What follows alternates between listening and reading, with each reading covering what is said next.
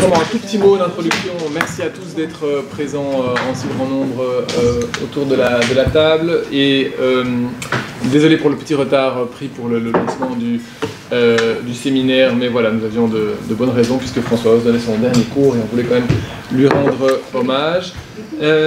Voilà, donc nous sommes aujourd'hui à la 4e, sauf erreur, séance de ce cycle de recherche sur les vérités et les post-vérités du droit, avec une séance un peu particulière aujourd'hui, puisque on n'est pas nécessairement ici sur un exposé de type de théorie du droit, mais plutôt sur le compte-rendu de la part de personnes qui portent cette question de la vérité dans le droit presque au quotidien, je pense qu'on peut le dire, qui font un travail magnifique en ayant créé une association des surligneurs, et qui vont nous expliquer tout cela dans le détail maintenant.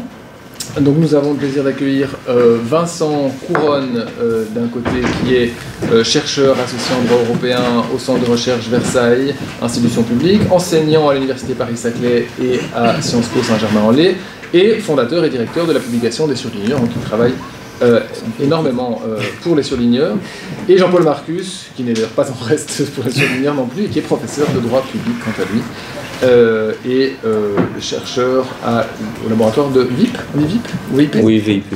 À l'Université Paris-Saclay. Voilà. Je les remercie déjà vivement d'avoir fait le déplacement depuis Paris jusqu'ici, et voilà, nous sommes ravis de vous entendre. Merci beaucoup Antoine pour cette invitation, et merci à tous pour votre présence aujourd'hui. Je vais donc commencer. On s'est partagé le temps avec Jean-Paul Marcus pour vous faire cette présentation ce matin, enfin je veux dire à midi,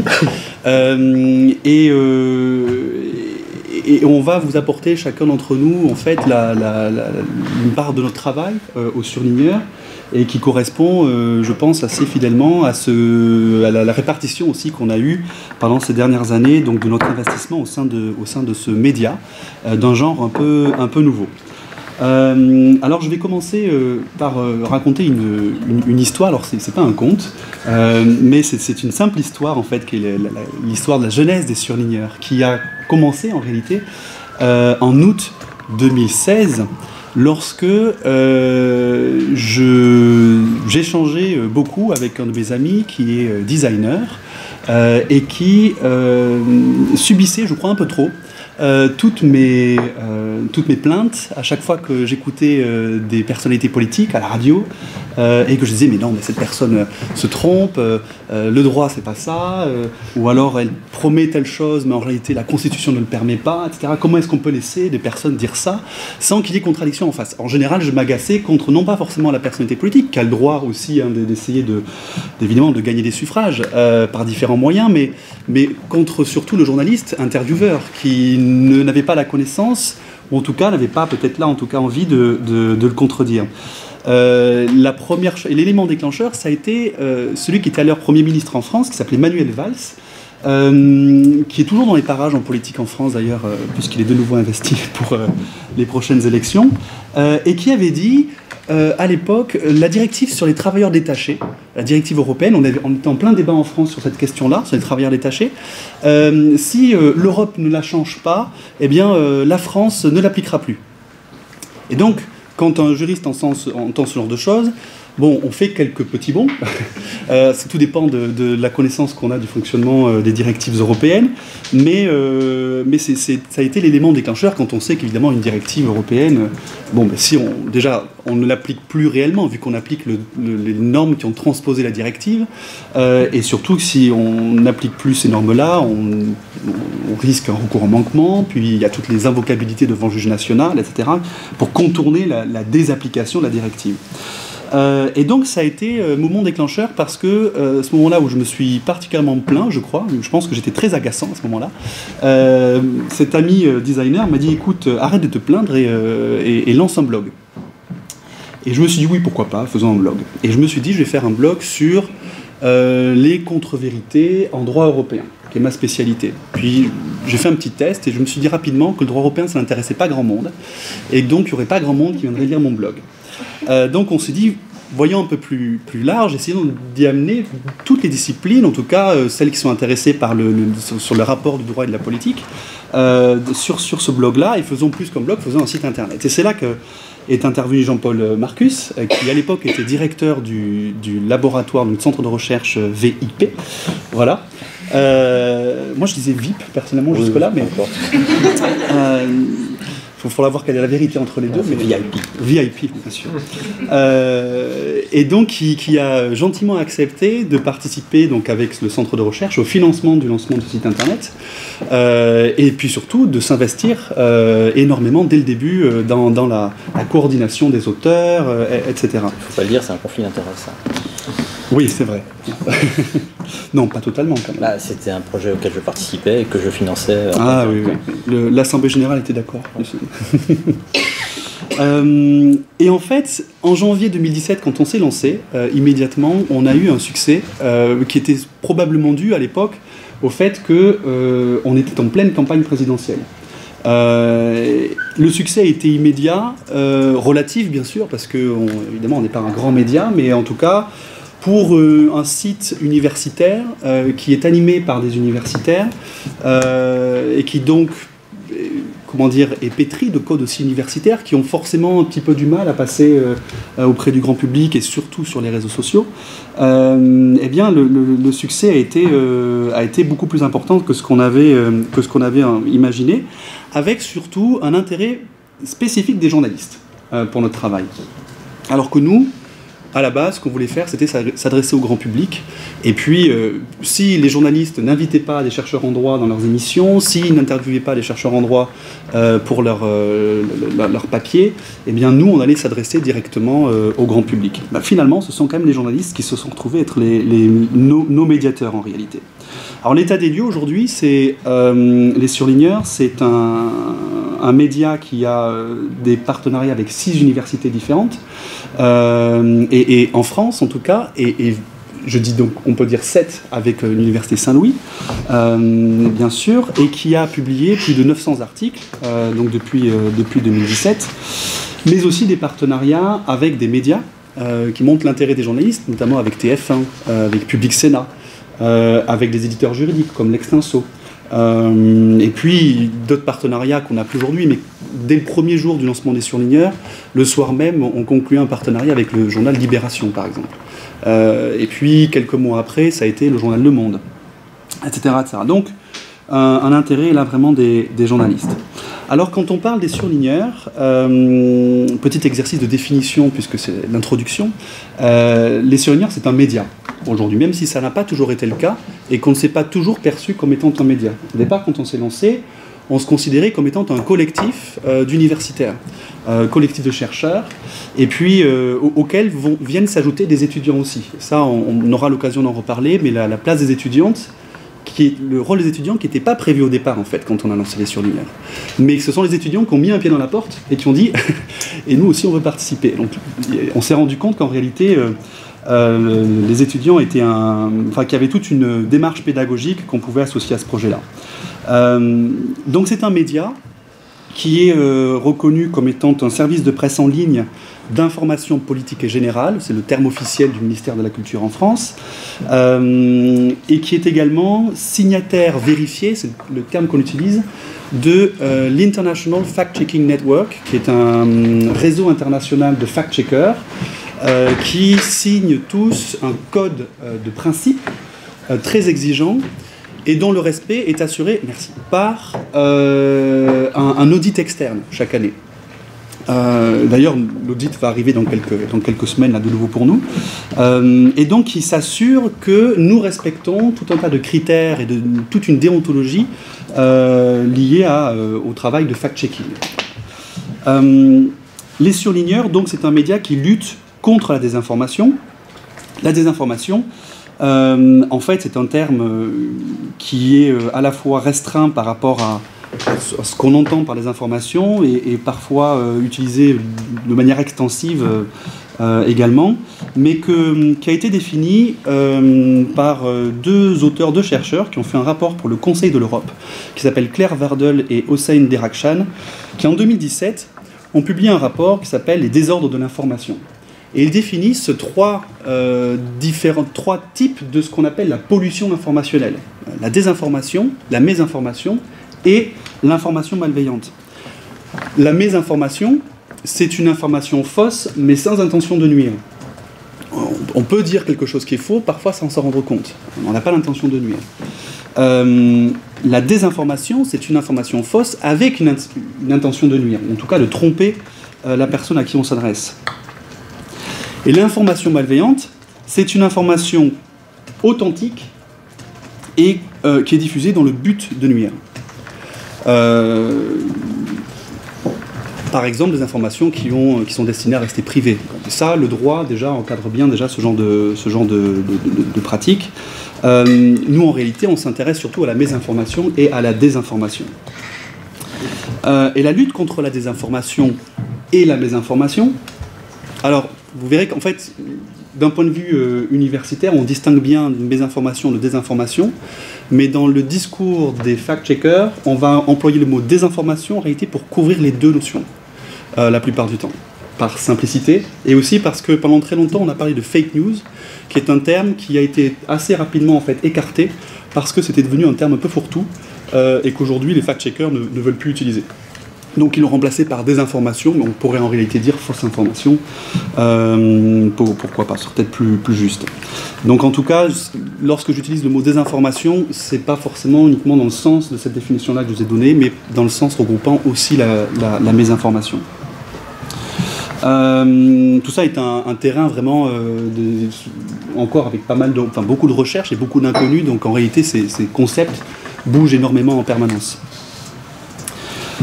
Ah, donc, la lutte contre la désinformation se fait notamment via le fact-checking, la vérification des faits. Et ce fact-checking, alors pourquoi un mot en anglais? Parce que c'est une pratique qui est apparue d'abord aux États-Unis dans les années 20. Il y avait une fonction dans la plupart des grands médias américains, comme le New York Times par exemple, où il y avait ce qu'on appelle en France des secrétaires de rédaction. Et ces secrétaires de rédaction étaient appelés fact-checkers. Ils étaient là pour relire les articles des journalistes et vérifier que le journaliste avait bien fait son travail.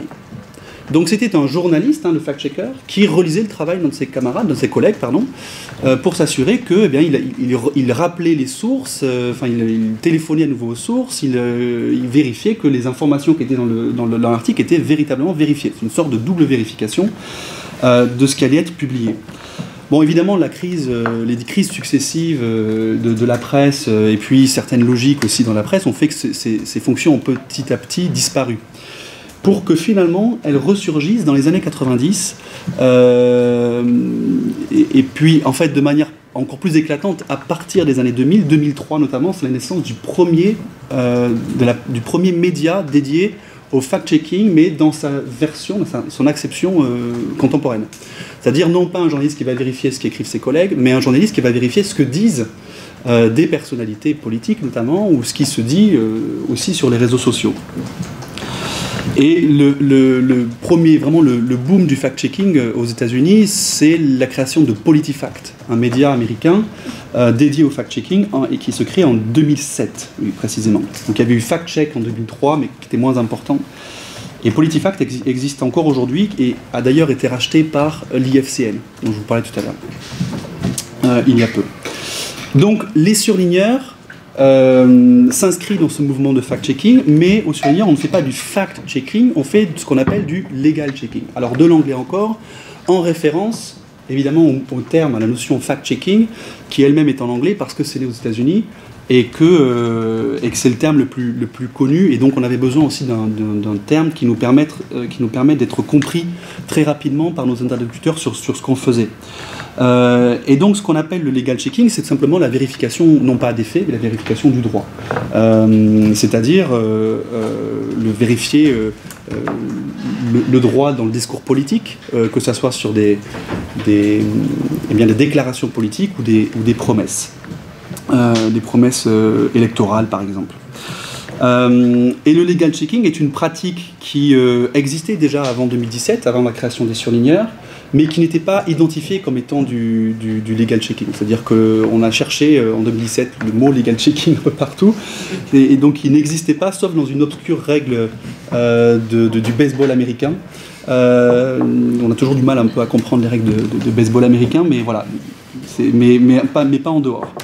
Mais ça existait déjà un petit peu parce que des médias de fact-checking faisaient déjà, sans le savoir, un petit peu du legal checking par moment, de manière très, très épisodique. Nous, on est donc le premier média entièrement dédié à cette pratique-là. Et depuis 2017, c'est une pratique qui se développe dans d'autres médias en France, notamment au fur et à mesure où on a des partenariats avec différents médias.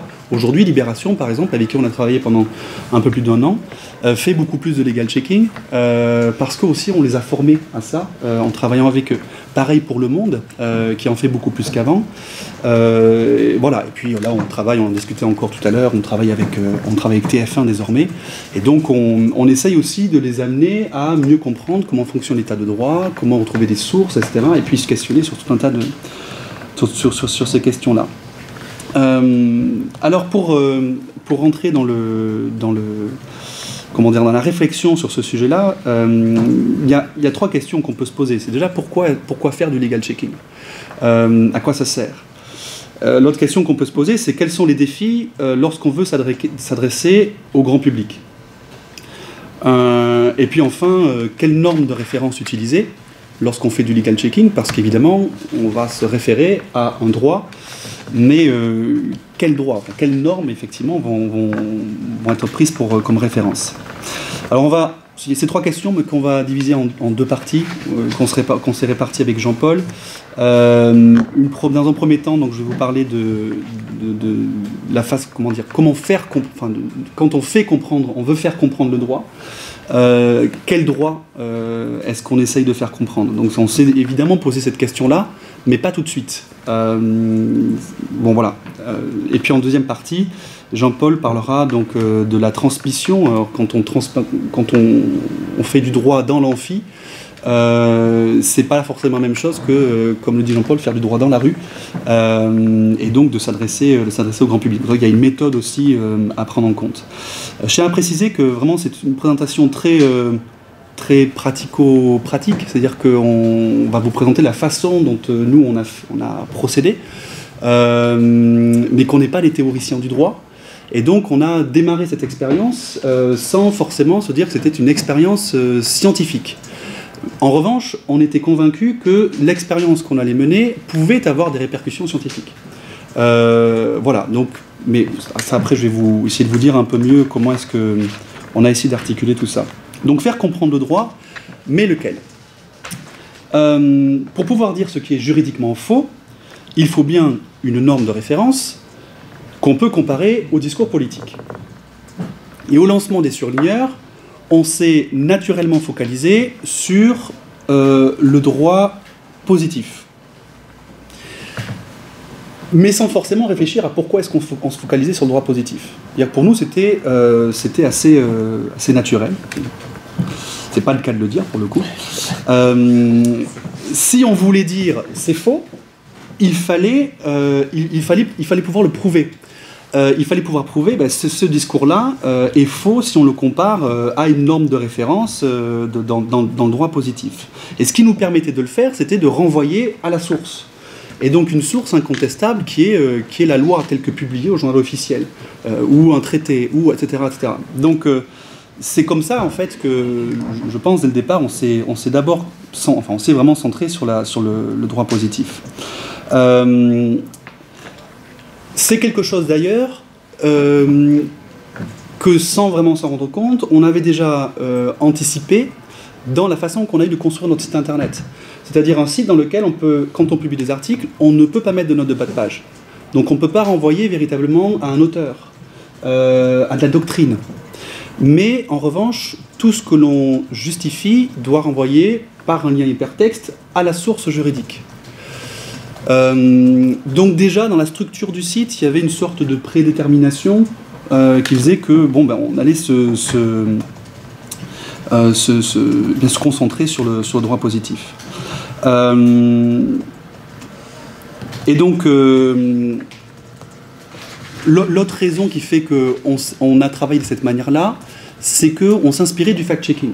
Donc des pratiques déjà existantes de fact-checking, notamment pratiquées par la presse.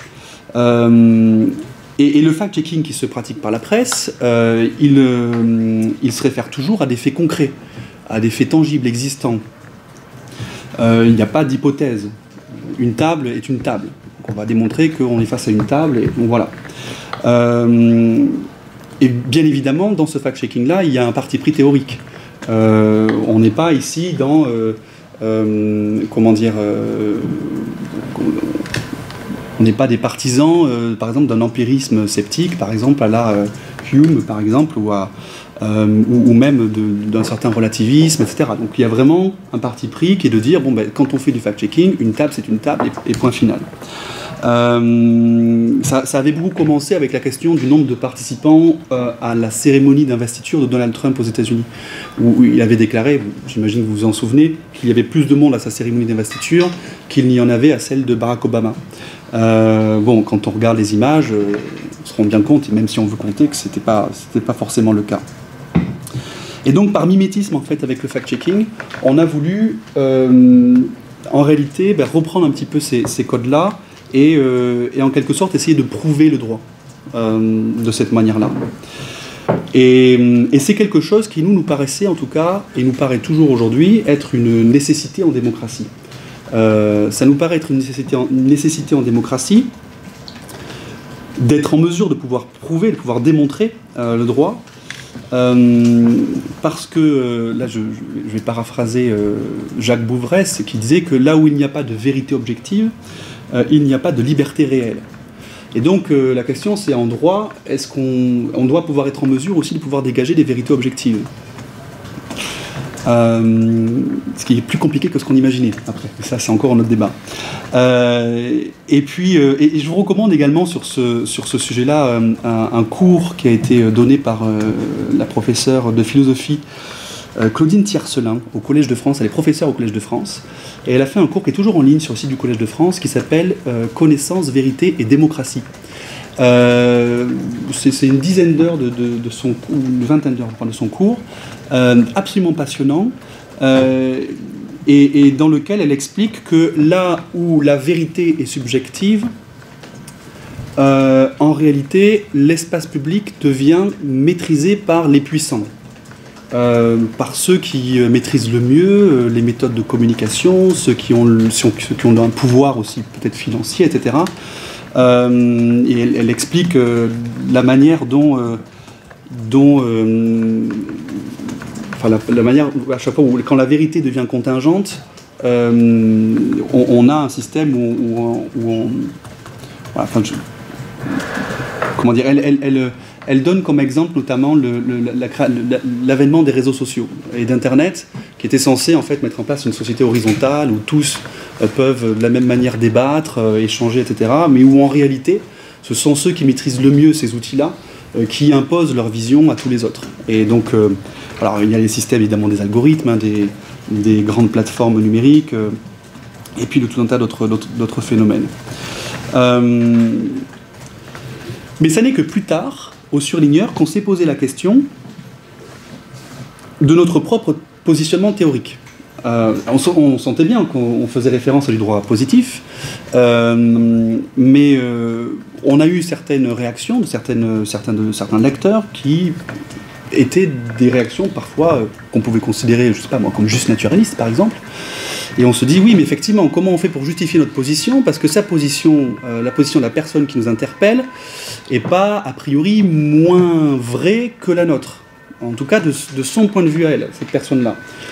Et donc là, on s'est dit bon, il va falloir faire un travail sur ce qu'on fait. Le problème, c'est que nous ne sommes pas des théoriciens du droit, même si et qu'on n'a pas, comment dire, on n'a pas eu ce premier réflexe de se pencher sur cette question-là. Et notre première difficulté, elle est apparue lorsque une interprétation du droit était nécessaire. Lorsqu'on doit interpréter le droit, lorsque la règle n'est pas suffisamment claire pour donner une réponse évidente, quelle interprétation privilégier et qui nous permettrait, dans certains cas, de donner malgré tout une réponse claire. Alors dans la plupart des cas, si on ne peut pas donner une réponse claire, on ne donne pas de réponse du tout. Mais il y avait des cas dans lesquels on s'est dit on doit pouvoir trouver une réponse. Et ce critère qui nous a permis d'interpréter le droit, c'est celui de l'état de droit. Et je donne comme exemple Marine Le Pen. Marine Le Pen, récemment, pendant la campagne présidentielle française, qui a déclaré vouloir sortir du marché européen de l'énergie. Bon, si on envisage le droit comme étant la traduction de la volonté générale, et que cette volonté peut à tout moment changer, la France peut très bien revenir sur ses engagements et sortir de ce marché européen d'énergie, qui est prévu par des actes législatifs de l'Union européenne.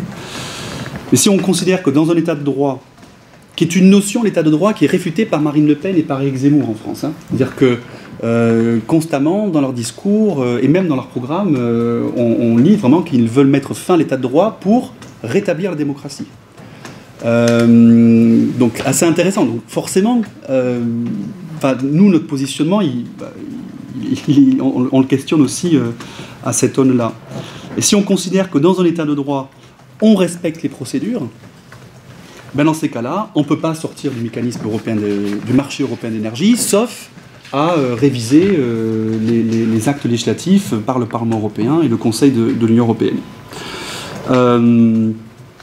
D'ailleurs, ce critère de l'état de droit, il ressortait déjà un petit peu dans le tout premier surlignage qu'on a publié, qui était d'ailleurs le surlignage de Manuel Valls, cette fameuse promesse de ne plus appliquer une directive. Symboliquement, ça a été notre premier surlignage, même si on a sorti le site 6 mois plus tard. Donc le site est sorti en janvier 2017 et on a un article qui date d'août 2016 dedans, mais parce que c'était l'événement qui avait déclenché la création des surlignages. Et Manuel Valls, en fait, on lui répondait que s'il n'applique plus une directive, la directive sur les travailleurs détachés, certes, c'est peut-être un moyen d'établir un rapport de force avec l'Union européenne, avec ses partenaires, mais c'est contraire au droit, tout simplement, parce qu'il y a des procédures qui permettent de lancer un recours en manquement, d'introduire un recours en manquement, et puis, comme je disais tout à l'heure, aux justiciables d'invoquer cette directive, en tout cas les dispositions des directives qui sont invocables, devant le juge national. Et donc de faire échec à cette détransposition de la directive, au moins partiellement. Alors, est-ce que ça veut dire que l'état de droit devenait un critère d'interprétation du droit? Pour nous, oui. Donc on considère comme vrai l'affirmation selon laquelle le droit n'existe que dans le cadre d'un état de droit. Par exemple, si le gouvernement enfreint la loi, le juge sanctionne. Si le Parlement porte atteinte à l'indépendance de la justice, est-ce encore en état de droit? Mais Jean-Paul en parlera peut-être un peu plus dans la deuxième partie. Tout ça pose aussi le problème de la définition de ce que c'est qu'un état de droit. Problème qu'on n'a pas encore résolu, mais on avance par étapes. Et j'en profite pour dire qu'il y a de nombreuses lacunes dans notre raisonnement qu'on tente de combler par... Je sens qu'il y a un cours qui va commencer dans quelques minutes.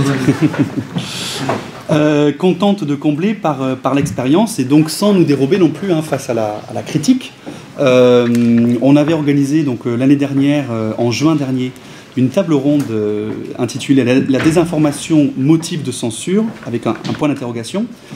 Et la professeure de droit Laureline Fontaine avait fait une communication sur la vérité scientifique en démocratie. Et elle avait notamment relevé la difficulté, voire selon elle l'impossibilité, d'établir une vérité scientifique.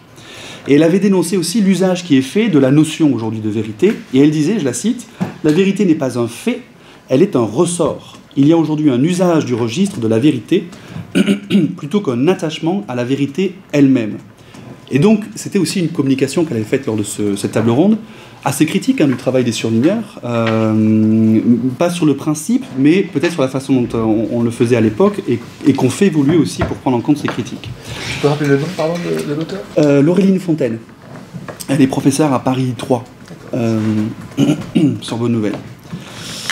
Et donc voilà, donc on aborde aussi ce projet-là, nous, avec beaucoup d'humilité, évidemment, et je ne sais pas si les surligneurs est un projet de recherche-action, parce qu'on ne s'est pas forcément inscrit dans une méthode précise de recherche-action, mais en tout cas, ce qu'on sait avec Jean-Paul, c'est que c'est une expérience qui peut donner lieu à des travaux de recherche, comme on a fait déjà un petit peu l'an dernier, et comme il y en a d'ailleurs ici aussi au SIEJ, et on en est très content justement, parce que nous aussi ça nous aide sur notre propre pratique. Voilà, alors, avant de laisser la parole à Jean-Paul, je vais juste faire un petit intermède. Parce qu'on a quand même fait un plan en 2 parties, 2 sous-parties, mais qui est complètement déstructuré au final. En tout cas, pour ma partie à moi, Jean-Paul est beaucoup plus rigoureux. Et donc, du coup, ma deuxième sous-partie est une sorte d'intermède très rapide pour respirer un peu et essayer de comprendre les raisons de cette pollution informationnelle dont je parlais en introduction et qu'on a aujourd'hui. Essayer de comprendre pourquoi aujourd'hui la désinformation se diffuse aussi rapidement et pourquoi elle a une importance telle aujourd'hui en démocratie. Le premier point, alors là je sors pas mal du droit et donc c'est un peu une synthèse de recherche aussi que je fais depuis qu'on a lancé les surligneurs. Mais ce que disent les neurosciences aujourd'hui, c'est que le cerveau est paresseux. Bon, le cerveau est paresseux, et cette paresse ou cette avarice cognitive signifie que le cerveau va toujours préférer, ou très souvent préférer en tout cas, une information qui va dans le sens de nos propres convictions plutôt qu'une information qui les contredit. Parce que c'est coûteux en énergie d'aller se contredire, en tout cas contredire une information contredire nos propres idées. C'est ce que démontrent en tout cas les sociologues américaines Susan Fiske et Shelley Taylor dans un livre qu'elles ont publié, Cognition sociale, en 2011. Donc, on va toujours essayer de trouver... il y a cette tendance du cerveau à toujours préférer la solution la plus simple à un problème, celle qui va demander le moins d'efforts au cerveau, évidemment. Et ça explique les raisons qui font qu'on préfère souvent une information qui va dans le sens de nos idées, préconçue, plutôt que d'aller chercher des informations fiables, ce qui serait, donc, comme je disais, bien trop coûteux en énergie. L'exemple, c'est 2 articles qu'on avait publiés au Surligneur sur l'Europe et la politique migratoire. Selon votre positionnement politique, vous allez considérer que l'Europe est une forteresse pour les migrants, et qu'elle laisse mourir les migrants en Méditerranée. L'exemple de Frontex ces derniers jours aussi, avec la démission de l'Algérie, peut le démontrer si on est dans ce positionnement-là. Mais vous avez aussi, en fonction de votre positionnement politique, vous pouvez très bien considérer que l'Europe est une passoire à migrants. Et donc, quel sera en fait... Et vous allez lire en réalité les faits qui vous parviennent par le prisme de votre positionnement. Et donc, vous pourrez voir en fait deux réalités complètement différentes sur un même sujet.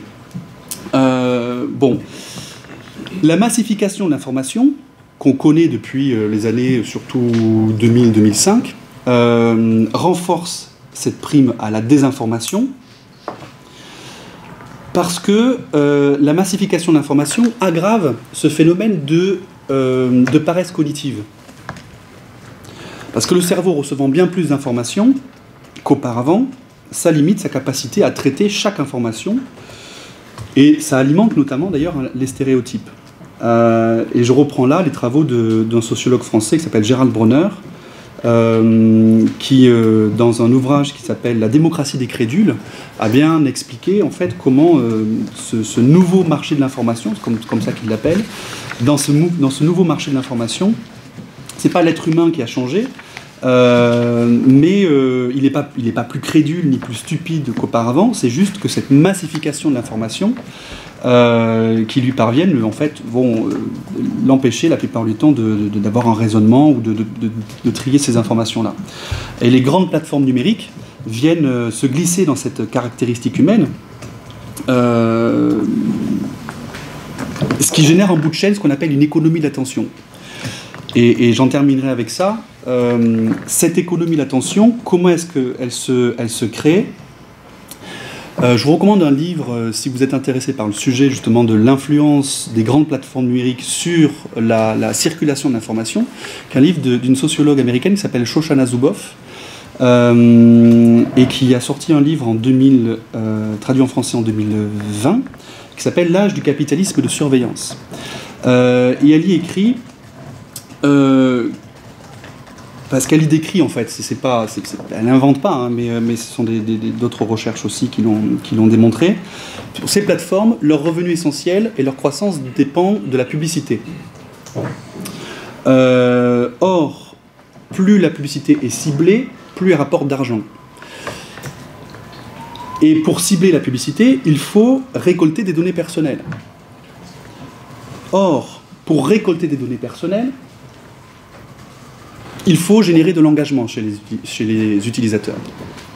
L'engagement, c'est-à-dire, vous êtes sur des réseaux sociaux, par exemple, vous likez un post, vous le partagez, et un engagement, c'est même simplement, si je prends mon téléphone, j'ouvre une application, on va prendre au hasard Twitter, j'ouvre Twitter, je fais défiler mon fil Twitter, et si je m'arrête sur un post, hop, en plus c'est un post sponsorisé, je vais être bien, et que je continue ensuite après quelques secondes, ça c'est de l'engagement. C'est-à-dire que Twitter, l'information, ce post-là a attiré votre attention.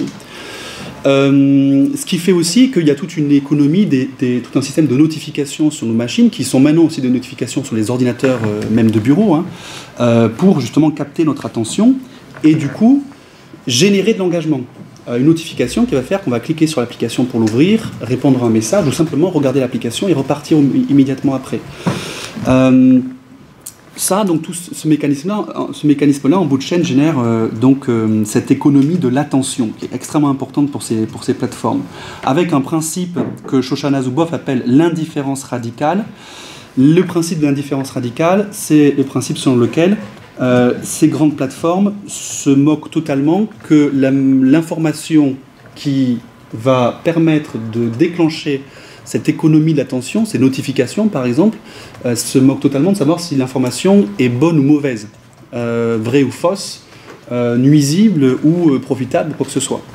Vous avez le président, par exemple, chez Facebook, le président chargé de la réalité virtuelle. Vous savez, cette section chez Facebook qui développe actuellement le métaverse, qui va évidemment bouleverser pas mal, a priori bouleverser pas mal de nos facettes de nos vies. Eh bien, le président qui s'appelle Andrew Bosworth, qui gère tout ça, avait déclaré en 2016 dans une note interne à Facebook, il avait dit ceci, que les connexions entre personnes débouchent sur quelque chose de bien ou de mauvais, par exemple le terrorisme, c'est pareil tant que ça permet de connecter plus de monde. Tout ce que nous faisons pour consolider notre croissance est justifié. Conséquence, du coup, sur les réseaux sociaux, les fausses informations sont 70% en plus, ont 70% de chances de plus d'être partagées que les informations qui sont vraies. Alors, la distinction entre les deux, pourquoi est-ce que c'est les fausses informations, ça c'est lié beaucoup au fait que en général c'est des fausses informations qui génèrent en fait plus d'engagement de la part des utilisateurs. Et donc les recherches montrent également qu'il s'apprend 6 fois moins de temps pour un post pour toucher 1500 personnes lorsque le post contient une fausse information que s'il contenait une information vraie. Voilà. C'était un petit intermède sur cette pollution informationnelle qui fait qu'on est dans une situation qui n'est pas forcément très, très réjouissante. Mais est-ce qu'on a le droit d'interrompre ? Oui, bien sûr, bien sûr. Juste pas, moi que Jean-Paul en parle, mais il y a quand même ces grandes plateformes désormais se targuent de faire quand même elles-mêmes désormais le tri dans les affirmations, notamment sur la Covid, il y a eu quand même toute une série de choses qui ont été écartées, ou en tout cas. Est-ce que c'est juste un effet d'annonce ou est-ce que c'est, selon vous, quand même un travail sérieux ? En fait, il y avait eu pendant longtemps un effet d'annonce, notamment aux États-Unis, parce qu'il n'y avait pas une grande menace de la part de ces plateformes, à l'encontre de ces plateformes, de sanctions notamment. Mais ces 2 dernières années surtout, il y a une menace européenne qui est très claire et une menace avec le DSA là, qui doit être adopté dans les semaines ou les mois qui viennent. Et aussi aux États-Unis avec un mouvement de plus en plus fort qui voudrait essayer de scinder en plusieurs parties, notamment Facebook, etc., pour justement pratique anticoncurrentielle ou diffusion de fausses informations. Et donc, elles sont beaucoup plus incitées aujourd'hui à agir et ces pratiques-là sont désormais... Comment dire, elles le font à reculons, mais elles le font avec un effet qui est malgré tout assez relatif. Et la Commission européenne, dans ses rapports chaque mois, elle publie un rapport sur le sujet. Et les conséquences sont jamais forcément c'est pas forcément très efficace. Et c'est pour ça que des plateformes comme Facebook, par exemple, développent de nouveaux projets comme le Metaverse, justement, ou avaient tenté de développer d'autres projets comme l'idée d'une monnaie, par exemple Facebook, ce genre de choses, pour essayer de trouver un autre modèle à ce modèle-là. Mais on ne voit pas, par exemple, chez Facebook ou Twitter ou autre, comment ils peuvent se passer des données personnelles. Ça, c'est encore... Bon, voilà. Mais en revanche, peut-être qu'il pourrait se passer, ou en tout cas se passer de désinformation avec d'autres modèles. Voilà. Et Jean-Paul, du coup, c'est à toi. Bon, j'ai pris du temps plus que prévu, je crois, peut-être. Oui. Désolant. Alors, j'aurais moins de références parce que, en fait, l'objet c'était surtout de poser des questions plus que d'y répondre. Premièrement, parce qu'effectivement, je ne suis pas non plus, je suis un positiviste et je fais du droit administratif et du droit de la santé. Donc, oui, je suis bien au ras des pâquerettes. Et n'empêche que ça fait 5 ans donc, que je travaille. Que je fais du bénévolat au Surligneur. Et donc, effectivement, ce que j'aimerais exposer là, ce sont les questions qu'on a fini par se poser. Et qui, effectivement, nous obligent à remonter à la théorie, sans nécessairement avoir le bagage, mais enfin bon, on peut quand même se poser des questions sans avoir les réponses. Sinon, donc, un premier rappel, c'est l'objectif. Donc nous sommes un média juridique, Vincent vous l'a dit, hein, avec un numéro de commission paritaire, donc quelque chose de sérieux, et nous sommes lus par les collègues, par des étudiants, mais le but, c'est d'être lu par le non-juriste, le commun des mortels, et en fait, l'idée derrière, c'est de réintégrer le droit dans le débat public. Parce que c'est propre à la France, j'y reviendrai, mais le droit en France, on n'aime pas forcément. On considère ça comme une science quasi, souvent très obscure et rébarbative, et parfois même une science quasi occulte, parce que les gens ne comprennent pas ou ne veulent pas comprendre. Enfin, je crois surtout qu'ils ne veulent pas comprendre. Donc on essaye d'éduquer le citoyen au droit, afin qu'il comprenne mieux donc au moins ce dont il a besoin pour être citoyen. C'est pas la peine de lui expliquer une prescription acquisitive, non, mais en tout cas lui expliquer pourquoi il vote et ce que peut faire la personne pour laquelle il entend voter, ou ce qu'elle ne peut pas faire. Voilà, c'est ça qu'on essaye de faire. Et ce qui nous amène à détecter effectivement dans le débat public tout ce qui s'apparente à donc, une affirmation erronée, donc la fake news juridique, hein, l'affirmation par exemple, évidemment c'est toujours du même côté, c'est soit Le Pen, soit Mélenchon, mais là l'exemple c'était Le Pen qui nous a dit très récemment, attention, la Cour de justice va obliger nos soldats à travailler 40 heures. Alors c'est vrai qu'il y a la directive sur le temps de travail qui s'applique et qui, bon voilà, 40 heures, sauf que la Cour de justice a dit oui mais attention, pas en temps de guerre, pas en temps de crise. Le soldat en temps de crise, il bosse. Et il bosse, et donc elle s'est contentée, donc, parce que chez nous en plus, on était en élection, en campagne électorale, donc elle va chercher du côté de l'armée aussi, là où il y a un public assez réceptif, elle va chercher des voix en affirmant strictement n'importe quoi. C'est vraiment le contraire de ce qu'a dit, enfin le contraire, ou en tout cas c'est totalement déformé ce qu'a dit la Cour. Donc soit on recherche effectivement ce genre d'informations qui sont fausses, informations juridiques qui sont fausses, soit on recherche les promesses qui ne sont pas tenables en l'état du droit, du moins, enfin j'y reviendrai, hein, on ne se limite pas à l'état du droit. Donc l'idée est de replacer le droit dans le débat public, de façon à aider l'électeur à comprendre les enjeux. Ce qui veut dire que contrairement à des médias que je qualifierais de vulgarisation, alors moi je rejette l'idée de vulgariser parce que je changeais le mot, contrairement alors c'est pas du dénigrement, attention, contrairement aux médias de vulgarisation, nous on essaye d'élever d'éduquer le citoyen au droit, alors que une revue de vulgarisation, comme une revue de gestion du patrimoine, qui fait beaucoup de droit fiscal, une revue de consommateurs, qui fait beaucoup de droit européen notamment, eh bien ces revues rejettent l'aspect juridique et exposent le droit de façon très désincarnée. Enfin, désincarnée, en tout cas par rapport à nous, expose le droit de façon très binaire, on peut ou on peut pas. Voilà. Et on écarte tout ce qui est volonté de comprendre, simplement une sorte de plat préparé. Nous, au contraire, on essaye, alors c'est peut-être très prétentieux, mais on veut parler droit et on veut avoir une démarche d'instruction, d'éducation au droit, et comme on dit désormais, de médiation scientifique. Alors ça c'est le terme à la mode, mais voilà, je m'y suis mis aussi. Et on essaye comme le font d'ailleurs ceux qui s'y sont mis à Saclay avant nous, ce sont les climatologues. Vous savez que Saclay, c'est l'autre nom de l'université Versailles-Saint-Quentin, c'est le grand nom de l'université Versailles-Saint-Quentin, héberge le GIEC, le GIEC France, on entend. Et donc nous avons des climatologues très réputés, et parmi ces climatologues, certains ont créé un DU à destination des journalistes pour leur apprendre à parler climat, pour éviter qu'ils ne sachent pas défendre en fait la cause du climat et les problèmes, et que faute de savoir exposer ces problèmes-là, ils n'arrivent pas à sensibiliser le public. Donc voilà, quelque part on s'inscrit on espère s'inscrire dans cette veine, et à la fois en décryptant un langage, en décryptant des méthodes et en essayant d'initier le lecteur.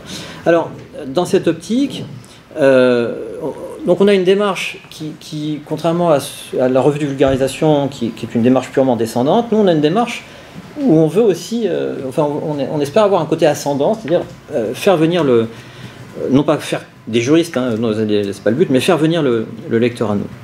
Alors, on s'est dit, ça ne va pas être très différent de l'amphi, et j'ai essayé de voir quelles étaient les similitudes entre enseigner le droit en amphithéâtre et enseigner, entre guillemets, le droit dans la rue. C'est ça, c'est le titre que j'avais choisi, effectivement, enseigner le droit dans la rue.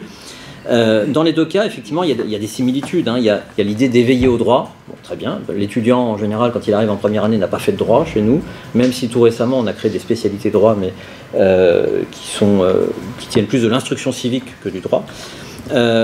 On essaye de faire passer, effectivement, j'y reviendrai, le message de l'état de droit, et en même temps à apprendre on essaye de montrer ce qu'on essaye de montrer à nos étudiants, que la parole juridique, la loi, les arrêts, etc., ne sont pas évangiles, et qu'on peut les remettre en question. Moi, je compare souvent le droit à un jeu de Lego, mais un jeu de Lego à l'ancienne.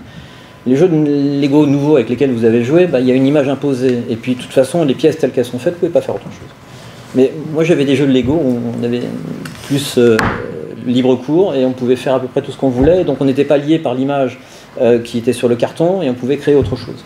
Et c'est ça, en fait. Le droit, c'est construire et déconstruire. Et on pouvait se dire que le citoyen on pouvait essayer d'initier le citoyen à cette gymnastique du droit. Autre similitude, l'étudiant est désormais zappeur. Alors je ne sais pas comment on dit zapper en Belgique. On dit zappeur. Mais non, parfois c'est des anglicismes qui sont proprement, j'allais dire franco-français. Mais effectivement, l'étudiant est zappeur et le citoyen aussi. Et donc ça nous a obligés à adopter des formats très courts. Le format du surlignage, c'est un format très court, alors même s'il a tendance à s'allonger un peu. Mais on avait réfléchi pendant un temps, on n'a pas donné suite, c'est dommage, mais parce qu'il faut du temps pour tout ça, à aussi répondre parfois par tweet, parce qu'il y a certaines énormités qui nécessitent simplement un tweet. Et donc en 280 caractères, ou 240, je ne sais plus, on peut très bien contredire un propos erroné. Donc, voilà, ça. Pour les similitudes, j'ai dû m'arrêter là parce qu'en fait, il y a beaucoup plus de différences que de similitudes entre essayer d'éduquer le citoyen au droit et essayer d'éduquer l'étudiant au droit. Les premières différences, c'est que l'étudiant, lui, il est réceptif, normalement, parce qu'à la fin, il lui faut un diplôme. Ne serait-ce que... Donc il y a un intérêt, soit intellectuel, soit matériel, il lui faut un diplôme, il s'efforce de comprendre, et s'il n'y arrive pas, il va chercher, il va creuser, et au besoin, il fonctionne par la répétition. Le citoyen, lui, il n'est pas obligé. Ça c'est très clair, on lui offre un produit, mais il peut ne pas le prendre. Et donc, si on n'arrive pas à lui faire comprendre dès le départ, il s'en va. Donc ça, c'est un écueil qu'on reverra, mais ce qui veut dire qu'on a dû aussi adopter une démarche, alors c'est le legal design, hein, mais on a dû adopter une démarche de séduction, entre guillemets, pour attirer le lecteur. Autre différence, l'étudiant arrive dans nos amphis avec un niveau d'éducation, un niveau en tout cas d'instruction moyen ou élevé, moyen à élevé on va dire, alors que dans la rue vous avez des niveaux d'instruction et d'éducation beaucoup plus disparates. Et là, il faut jongler entre tous ces niveaux et donc effectivement avoir plusieurs formats là aussi. L'étudiant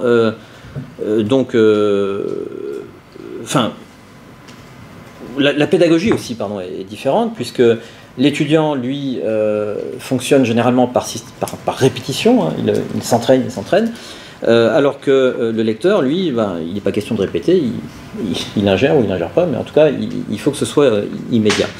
Alors, voilà pour les similitudes, les différences, et puis à ça s'ajoutent des obstacles qui sont assez franco-français, mais bon, voilà, je parle de ce que je connais, mais le droit vu par les non-juristes en France, il y a une grande inculture juridique en fait. Alors c'est quand même la mère patrie des droits de l'homme, mais n'empêche que ça s'est perdu quelque part.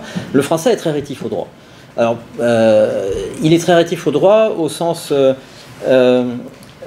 et on le voit quand on lit, quand on regarde les séries américaines, quand on regarde les films américains. Les films américains peuvent être basés entièrement sur un procès. Vous avez tous Larry Flint, le film avec Julia Roberts, voilà, Covid, et ainsi de suite. Donc tous ces films qui sont basés entièrement sur des affaires, et puis c'est du costaud. C'est quand même et le débat sur l'avortement, tous les Américains savent ce que c'est qu'une jurisprudence et comment on la renverse. Chez nous, il faut déjà trouver quelqu'un qui sache la différence entre un décret et une loi. Alors je une caricature à peine, hein, quand on lit... Alors il y a un blog chez nous qui est intéressant, c'est pas un blog, pardon, c'est une équipe qui travaille sur Twitter, et quel est le nom? C'est le Argument juridique à la con. Ajax. Argument juridique à la con. Et allez voir, on trouve des écrits de gens qui tweetent tout et n'importe quoi sur le droit, mais c'est plutôt n'importe quoi que tout d'ailleurs. Et donc, effectivement, il y a une très grande inculture. Il y a une relativité du droit qui s'apparente même à un rejet quelque part, et c'est un écueil aussi. Il y a une très grande relativité du droit dans le discours politique, du coup, et dans sa réception. Le lecteur ne veut pas forcément entendre parler d'un programme raisonnable et raisonné et faisable. Non, le lecteur, chez nous, veut un conte de fées. C'est très clair, hein. Il veut que... Et je pense que le cas type, c'était, à mon avis, enfin bon, après c'est très marqué, mais c'était... Dans ce travail de conte de fées, il y a eu Mélenchon, effectivement, qui nous a fait un programme où tout semblait fonctionner sans aucun problème. Et sans aspérité, surtout, alors que du côté de l'extrême droite, il y avait un peu plus d'aspérité. Une relativité du droit aussi dans l'action politique, notamment aux élections municipales, c'était donc l'année passée. On a eu tendance aussi à surligner ces maires, ces candidats à la mairie, en leur disant, ces candidats qui nous disaient, quand je serai maire, j'interdirai, l'exemple qui me vient en tête, c'est j'interdirai les cirques avec animaux sauvages, j'entends. Et donc nous, le réflexe tout bête, c'est de dire, non, il faut une loi pour ça. Donc tu seras peut-être maire, mais tu ne pourras pas faire ça. Là où on apprend à relativiser les choses, c'est que il se trouve que les dernières élections municipales, il y a eu une vague verte assez importante. Et donc beaucoup de maires qui se sont retrouvés à faire un lobby assez important. Et ils ont fini par obtenir une loi interdisant les cirques avec animaux sauvages. Alors évidemment, ils ne l'ont pas obtenu avec un arrêté municipal, mais ils l'ont obtenu avec une loi. Donc ça nous oblige à relativiser les choses. Et ça inscrit le droit dans un rapport de force, c'est peut-être pas le mot, mais enfin en tout cas un rapport de lobbying qui nous oblige à relativiser les choses et à rédiger les choses autrement. C'est-à-dire qu'on ne dit plus non, ça tu peux pas, parce que ça on l'a fait malheureusement, on a commencé par dire non, impossible. D'ailleurs on avait des tags, possible, impossible, etc. Et ça on a banni en disant oui mais, ou alors ok mais il faudra faire ceci, cela. Et désormais on a modifié notre démarche en disant oui il y a toujours moyen, mais peut-être en respectant pas l'état de droit d'ailleurs, mais il y a toujours moyen. Il y a toujours moyen. L'autre obstacle en France, enfin, est-ce que c'est un obstacle, est-ce que c'est un risque, je ne sais pas, c'est celui de l'arrogance. On a eu pas mal de réactions. Effectivement, le juriste en France, et peut-être plus les professeurs de droit, je ne sais pas, mais enfin, il y a une certaine arrogance. Je ne suis pas professeur de droit, donc ça m'arrange. Il y a peut-être une certaine arrogance des juristes en France, qui d'ailleurs, dont on a du mal à les défaire parfois, parce que quand ils écrivent, moi j'interviens, il y a beaucoup de jargon, et je hache le jargon. Et donc, il y a cette tendance à se mettre sur un piédestal et à faire la morale d'une façon ou d'une autre, et à faire passer ses idées à travers le droit. Et ça, bon, voilà, c'est tout le contraire de ce qu'il faut aux surligneurs. Et c'est pas forcément acquis, hein, mais c'est tout le contraire. Alors, dans ce contexte, et c'est ma deuxième partie, mais c'est très déséquilibré, dans ce contexte, on a navigué on navigue toujours entre plusieurs écueils, et j'ai quand même 5 écueils à vous livrer à votre réflexion. Le premier écueil, c'est effectivement d'apparaître comme des censeurs. On a eu beaucoup de réactions très, très négatives. De tous les partis, hein. C'est ce qui fait d'ailleurs que... Tu dis beaucoup, comparé au nombre d'articles ou de réactions qu'on a positives, on a eu quelques réactions négatives. Oui, bon, il défend sa boîte. C'est vrai, oui. Mais ça m'a beaucoup marqué. Ouais. Mais c'est vrai que voilà, c'est peu. Ouais. Mais ça m'a beaucoup marqué parce que je suis censé réfléchir à la ligne éditoriale. Et donc à chaque fois qu'on a par exemple, ce député qui nous avait dit « Mais quelle arrogance !» C'était dans un tweet, hein, « Quelle arrogance !» Et pour qu'ils se prennent. Effectivement, c'est là qu'on a abandonné tout ce qui était tag impossible. Là, on s'est dit non, il y a un problème. Donc, il ne faut pas qu'on apparaisse comme des censeurs, il ne faut pas non plus qu'on apparaisse comme comme surinterprétant la parole politique. Et c'est là le problème aussi. Et il faut faire attention parce que on travaille beaucoup avec les étudiants désormais, on a tout un fil WhatsApp, et vous le savez, qui est consacré aux étudiants, et ils nous proposent. Et juste après les élections présidentielles, vous savez bien que Mélenchon, chez nous, a dit, voilà, il y a un 3e tour, élisez-moi Premier ministre. Et là, un étudiant arrive dans la foulée en me disant, mais est-ce qu'on ne peut pas le surligner ? Ah, attendez. C'est du second degré, on ne peut pas surligner ça. Vous voyez ? Donc il faut aussi, dans la parole politique, il y a toute une composante qui n'est absolument pas juridique, elle est symbolique, mais on ne peut pas la prendre au pied de la lettre. Et d'ailleurs, je l'ai appris aussi à mes dépens parce que c'était il y a très très longtemps, j'avais pris déjà Mélenchon au pied de la lettre. Je ne sais même plus à propos de quoi. Mais j'avais bien, dès la première phrase, j'avais bien dit, prenons-le au pied de la lettre. Et puis, en fait, on s'est attiré le seul, comment tu dis, thread, le seul... un bad buzz. Voilà, un bad buzz sur Twitter, qui fait que bon, on fait pas de premier degré avec Mélenchon, et on fait pas de premier degré quand le propos en face n'est pas du premier degré. Voilà, c'est clair. Donc il y a... Pourquoi ? Parce que effectivement, on risque d'apparaître comme des censeurs d'une façon ou d'une autre. Alors, du coup, la question qu'on se pose, c'est qu'est-ce qu'on peut surligner ? Qu'est-ce qui est surlignable ? Ça, c'est notre jargon. Hein. On surligne, c'est surlignable, il y a un surlignage, voilà, c'est notre jargon. Et alors, qu'est-ce qu'on surligne ? Qu'est-ce qu'on surligne ? C'est d'abord le discours politique. Alors, je n'ai pas de définition du politique, hein, mais en tout cas, toute personne qui s'inscrit dans le politique, ce sont évidemment les personnels politiques, mais ce sont aussi, on a pu censurer Jean-Marie Bigard, je ne sais pas s'il y a beaucoup de succès ici, mais en tout cas chez nous il n'en a plus, mais pourquoi ? Parce qu'il s'est mêlé de politique et qu'il a tenu des... Mais on a aussi surligné des animateurs et des animatrices de télévision qui s'inscrivait dans le débat politique, ou aussi, tiens d'ailleurs, une intervieweuse politique, très connue chez nous, Léa Salamé, parce qu'elle avait commis, dans la matinale de France Inter, qui est la plus écoutée de France, elle avait commis une bourde, et donc on s'est permis de la censurer, de la surligner. Décidément. Ouais, décidément. Je vais prendre un peu d'eau, ça... Et pardon, du coup, c'est un peu de ma faute, mais parce que j'ai beaucoup parlé. Mais si on ouais, je vais, ouais. Mais en tout cas, voilà, c'est-à-dire que ce discours, on se limite au discours politique, au discours relayé par la presse aussi, parce qu'on ne veut pas donner de de visibilité à des gens qui n'en ont pas. Ça nous est arrivé. Hein. Là, heureusement, c'est pas sur 900 papiers ou je ne sais plus combien. Ça nous est arrivé une fois, et c'était moi d'ailleurs, parce que j'avais vu un propos qui était surlignable. Et en fait, je ne m'étais pas rendu compte que la personne en question, qui laissait entendre qu'elle était élue municipale, ou je ne sais pas, en fait, elle était rien du tout. Enfin, elle était elle, c'est déjà pas mal, mais elle n'était pas, elle ne représentait qu'elle. Et donc, là aussi, de notre côté, on a une autocensure là-dessus, et là, le mot est bon, et le propos doit être surlignable, et c'est là le plus dur pour nous, c'est qu'il faut que le propos ait une portée juridique, et qu'il ne soit pas simplement un émetteur d'idées. Pour être clair, j'ai pris un exemple, hein, quand une personne politique nous dit il faut supprimer le droit d'asile, là c'est surlignable. Très bien, on ne peut pas supprimer le droit d'asile. Bon. Mais en revanche, quand elle nous dit il faut réduire le nombre de réfugiés, eh ben voilà, très bien. On pourrait toujours ergoter en disant oui, mais on ne pourra pas, il y a toujours des limites à la limitation, mais on ne peut pas surligner ça. Il faut tenir compte aussi de la tonalité, alors c'est ce que je disais tout à l'heure, hein, les personnels politiques s'appuient beaucoup sur la caricature, sur l'humour, sur des affirmations parfois évasives aussi, sur le symbole, et donc on ne peut pas surligner toutes ces figures de style.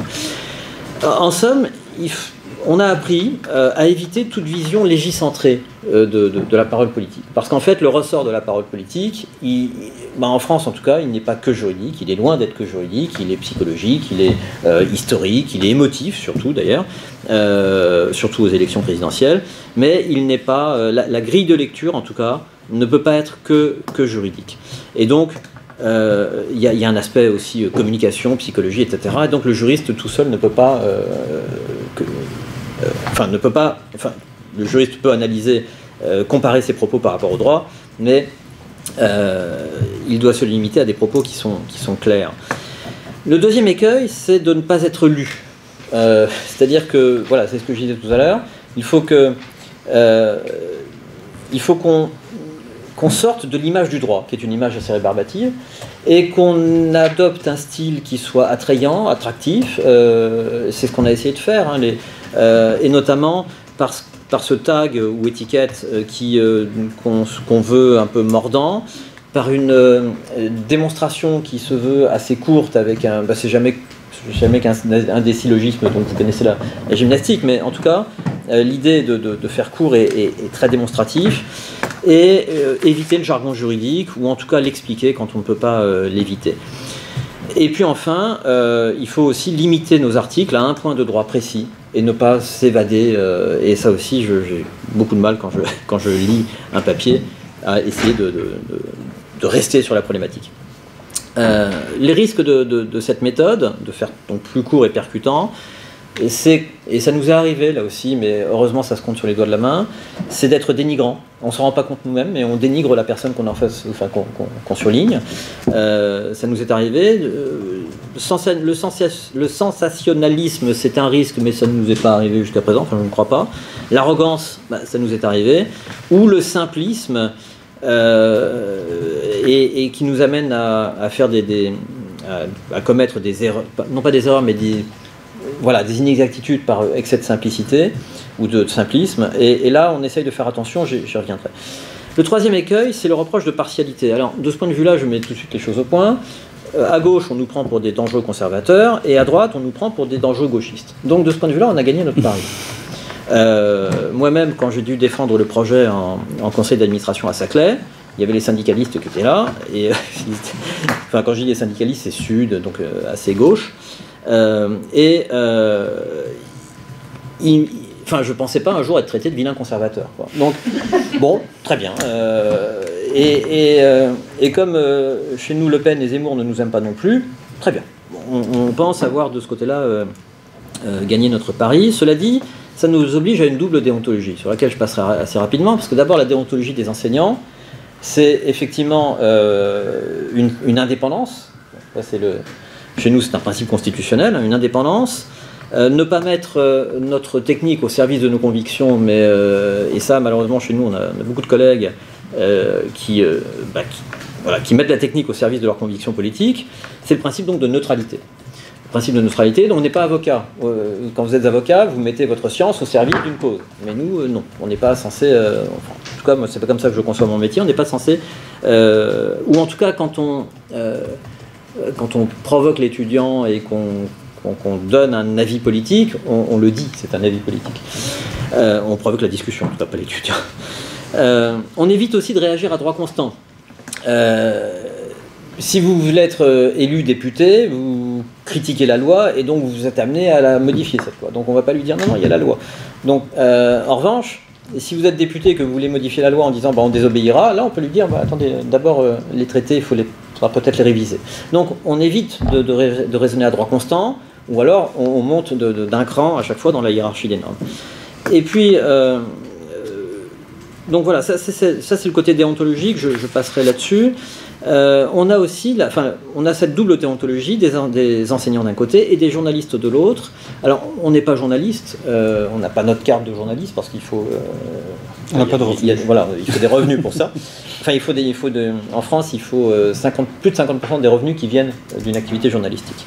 Et on peut avoir donc une carte de journaliste. Bon, c'est pas le cas, mais n'empêche que nous sommes tenus par les règles sur les liens d'intérêt, le droit de réponse, le rappel du contexte, etc. Bref, une déontologie des journalistes, sans quoi nous ne pourrions pas faire partie de l'International Fact-Checking Network, et ainsi de suite.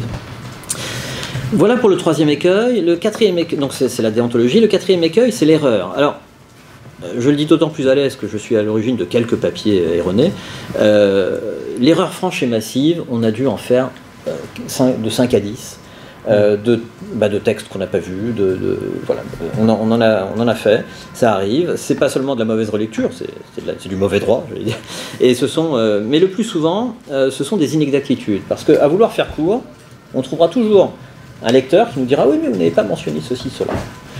Alors oui, on ne pouvait pas mentionner tout, et d'ailleurs on s'est créé des astuces de rédaction justement pour parer à ça, avec en principe, ça c'est une belle astuce de rédaction en principe, ou notamment, une belle astuce de rédaction aussi, et ainsi de suite. Et donc, à chaque fois qu'on nous critique, oui, mais notamment. Et voilà, ça permet de parer à ce genre de critique, parce que sinon, de toute façon, si on doit énoncer un principe et toutes ces dérogations, on n'en finit plus et puis on a perdu le lecteur en cours de route. Et donc c'est totalement contre-productif. On s'oblige quand même à beaucoup de relectures successives et notamment auprès de spécialistes. Alors on a des réseaux de spécialistes évidemment, pas assez nombreux, pas aussi nombreux qu'on le voudrait, mais on a suffisamment de spécialistes qui, dans les principaux domaines, nous aident à éviter les erreurs juridiques. On a un comité scientifique qui a été mis en place, évidemment, on y recourt à chaque fois qu'on en a besoin. Et puis ça signifie aussi, s'agissant des erreurs, que quand le droit n'est pas clair, on n'y va pas. Parce que ce n'est pas l'objet. Nous ne sommes pas un média doctrinal, nous sommes un média peut-être un peu sui generis, en tout cas je ne sais pas comment le qualifier, mais nous ne sommes pas un média doctrinal, et s'il y a polémique sur on la laisse à d'autres. Et puis on est aussi tributaire des faits.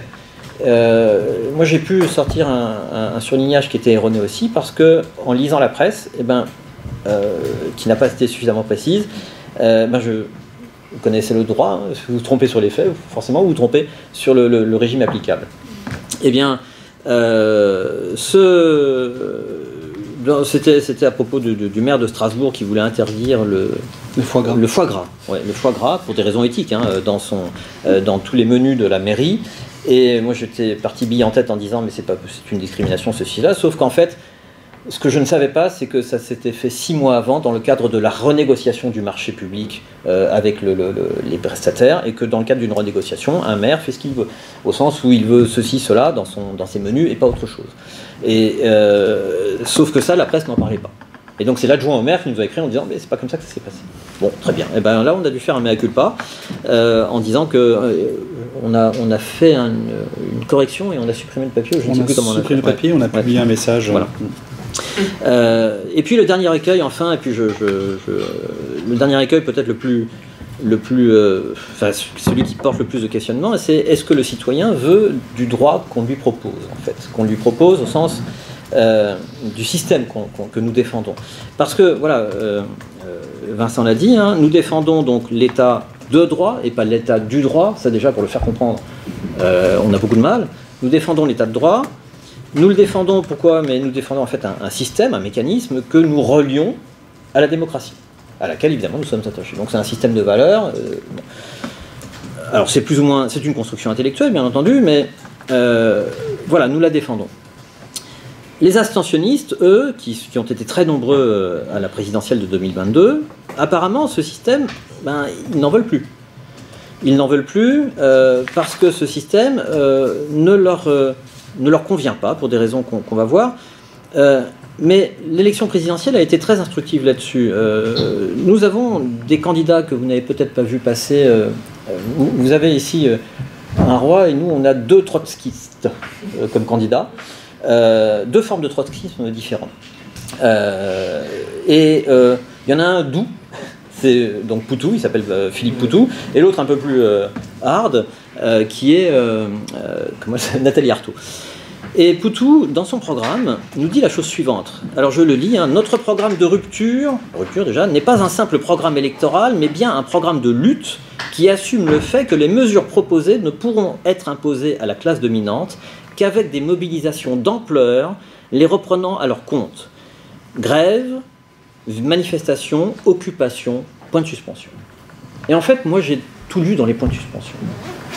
Parce que quand vous parlez de grève, manifestation, occupation, il y a une gradation. Qu'est-ce qu'il y a après? À vous d'imaginer. Après, il n'y a plus d'état de droit en fait. Et d'ailleurs, Poutou poursuit une page plus loin dans son programme, c'est notre programme est sans illusion sur de prétendues solutions institutionnelles. Voilà. Donc il se présente, mais de toute façon, il n'y croit pas. Enfin, il n'y croit pas, non pas il n'y croit pas à l'institution qu'il entend intégrer. Et donc, il est dans la nature même de ces partis qui représentaient, alors il y a eu vote utile, mais ils représentent quand même 3-4% en temps normal de l'électorat. Il y a eu un refus de l'état de droit, repris un peu à son compte par Mélenchon, désobéir au droit européen. Et ça, effectivement, c'est pas nouveau, mais ça s'amplifie, parce que ça passe, Poutou et Arthaud, enfin ces 2 trotskistes font du bruit à chaque élection présidentielle, mais puis après on oublie. Quand ça passe dans les courants mélenchonistes et qu'il arrive à nous dire il faut une désobéissance européenne dans le respect de l'état de droit, un bel oxymore, enfin en tout cas la formule est oxymorique, là, globalement il nous dit on va commettre une illégalité légale, en langage plus... voilà. Et donc, ce courant, qui n'est pas nouveau, mais c'est un de ces courants qui nous dit que l'état de droit, c'est jamais qu'un instrument d'oppression, que l'état de droit... Alors après, tout ça, ça a été remis... Alors, l'état de droit, instrument d'oppression, c'est pas nouveau, mais l'état de droit, instrument du néolibéralisme, ça, c'est un peu plus récent, et l'état de droit, instrument... Alors attention, derrière les apparences trompeuses d'une société ouverte et de l'état de droit, il y a des structures systémiques cachées qui perpétuent l'oppression et l'injustice raciale et sexuelle. Ça, c'est 2021, un sociologue. Et puis, désormais, l'état de droit comme contraire à l'intérêt de la planète, et ainsi de suite. Donc, instrument de destruction de la planète, etc. Donc, on a quand même de quoi questionner notre relation à l'état de droit, une relation quasiment totémique à l'état de droit, et en fait...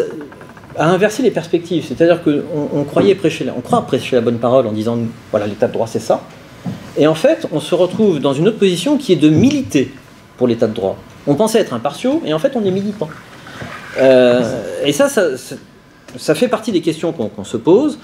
Est-ce que l'état de droit est encore vendeur face aux changements sociétaux?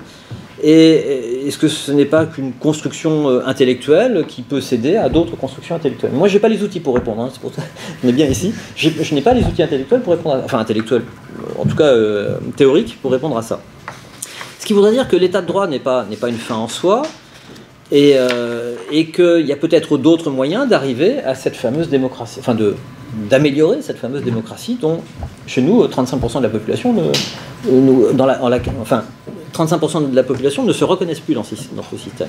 Donc le travail du juriste n'est pas nécessairement de défendre une construction existante, mais d'imaginer autre chose. Le juriste, c'est c'est pas une fin en soi, le droit, on est bien d'accord, c'est un instrument, le droit, et on est là pour accompagner des projets. Nous ne sommes pas le fond, nous sommes la structure. Enfin, nous créons la structure pour accompagner un projet. C'est ce que je m'évertue à dire à mes étudiants en disant attention, le temps du chef du contentieux qui allait voir son patron en disant, on appelait ça comme ça à l'époque, le chef du contentieux, et qui allait voir son patron en lui disant non, monsieur le directeur, ce n'est pas possible, c'est terminé ça. Maintenant, le juriste, il cherche des solutions. Et nous, on se retrouve dans cette position où on dit ah, pas possible, état de droit. Et oui, mais. Il y a 35% de la population en France qui vous dit bah, votre état de droit, vous savez ce que je peux en faire. Donc, ça pose un problème, ça nous interroge sur la fonction même de l'état de droit, est-ce que c'est le bon instrument, et est-ce qu'il n'y a pas d'autres moyens de garantir une démocratie. En fait, je raccourcis un peu, mais l'idée,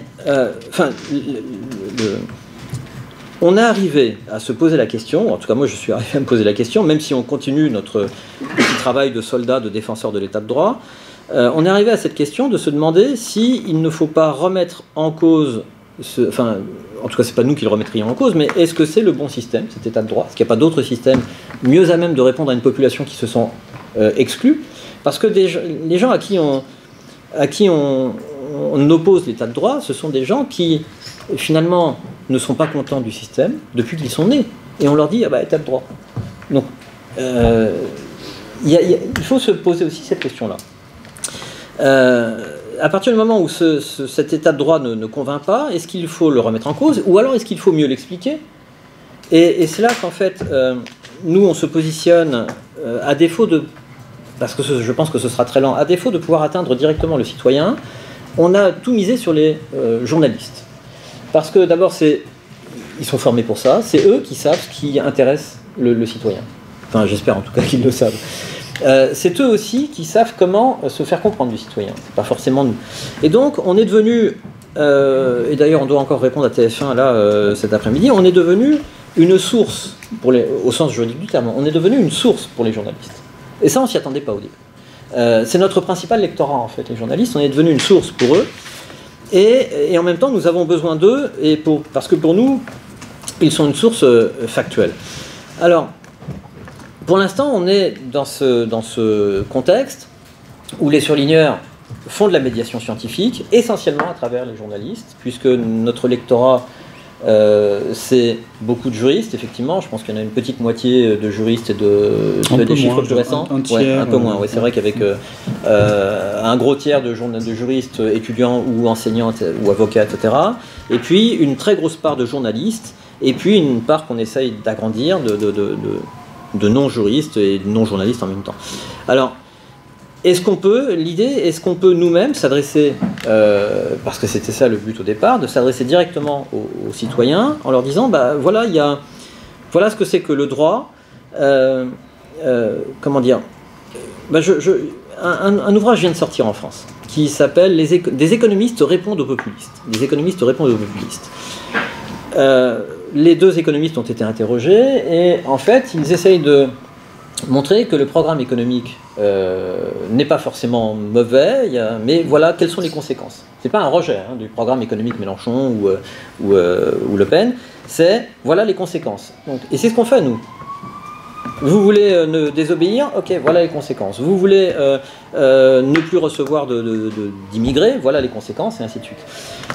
Et donc, j'imaginais qu'on pouvait, à partir de l'expérience que nous avons et peut-être du bagage théorique que vous avez, qu'on pouvait répondre, qu'on pouvais imaginer un droit populiste et de voir quels sont les inconvénients et les avantages d'un droit populiste. Alors bon, populiste c'est le mot qui est utilisé, j'en ai pas d'autre, déjà il faudrait définir ce que c'est que populiste, mais voilà, c'est le droit expliqué aux populistes ou le droit populiste, ce qui est complémentaire, et donc essayer de travailler ensemble à répondre, expliquer ou essayer d'une façon ou d'une autre de satisfaire ce courant. Voilà, je vous remercie. Merci à vous.